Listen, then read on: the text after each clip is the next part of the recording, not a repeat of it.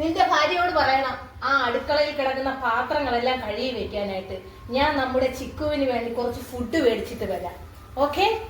നമ്മുടെ ആ ബെൻസിന്റെ കീ എവിടെ? നീ ഈ വാഴ പോലെ ഇരിക്കാതെ അവളോട് പോയി പറയൂ. സൂരജേ, BMW മതി, ബെൻസ് വേണ്ട. മഴയൊക്കെ അല്ലേ. നീ എന്തൊരു വാഴയാണ് സൂരജ് ഇത്. എന്നെ കൊണ്ട് പറ്റില്ല സൂരജ് ഡീല് ചെയ്യാനായിട്ട്.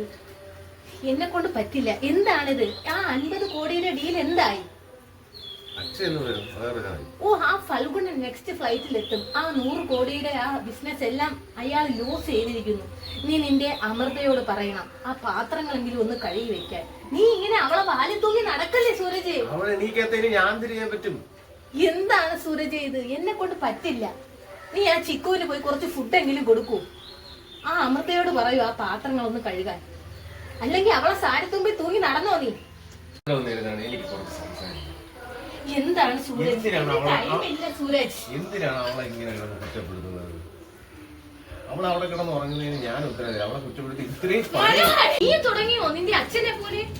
എന്താണ് സൂരജ് ഇത്? നീ അവളുടെ വാല് തൂങ്ങി നീ മതി. എനിക്ക് കേക്കണ്ട ഇനി ഒന്നും. ഞാൻ എല്ലാം ഇവിടെ നനച്ചിട്ടേക്ക്. എന്താണ്? ശരി, നീ അവളെ വാലും തൂങ്ങി നടന്നു. ഞാൻ പോവുക. എനിക്ക് 50 കോടിയുടെ ബിസിനസ് എന്തായാലും കളയാൻ പറ്റില്ല. ആ ബേക്കറിയിൽ പൈസ കൊടുക്കാനുണ്ട്. ഓക്കെ, ഞാൻ പോയിട്ട് വരാം സൂരജ്. ഓ സൂരജ്, എന്തായത്? നീ എന്താണ് ഇങ്ങനെ ചൈൽഡിഷ് ആവുന്നത്? ഓ, എനിക്ക് പറ്റില്ല സൂരജ്. ഞാൻ ആ ബേക്കറിയിൽ കുറച്ച് കാശ് കടം ബാക്കി കൊടുക്കാനുണ്ട്. സൂരജ്, ഇവിടെ എല്ലാം ഡേറ്റി ആയി കിടക്കുക. അമൃതയോട് പറയണം ഇവിടെ കൂടി ക്ലീൻ ചെയ്യാൻ. അതുപോലെ ചിക്കുവിനെ കുളിപ്പിക്കാനും പറയണം. ഓക്കെ?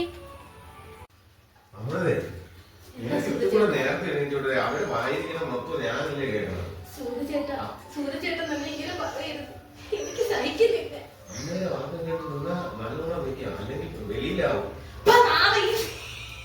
ഇവിടെ കൊണ്ടുവന്ന അടുക്കളപ്പണി മൊത്തം ചെയ്യിപ്പിക്കുന്നത് പോലെ നിന്റെ അമ്മയുടെ വാക്കും കാലത്തൂങ്ങി നടക്കുന്ന മരവാഴയല്ലേടാ നീ. എനിക്ക് ഇനി പറ്റില്ല ഇവിടെ.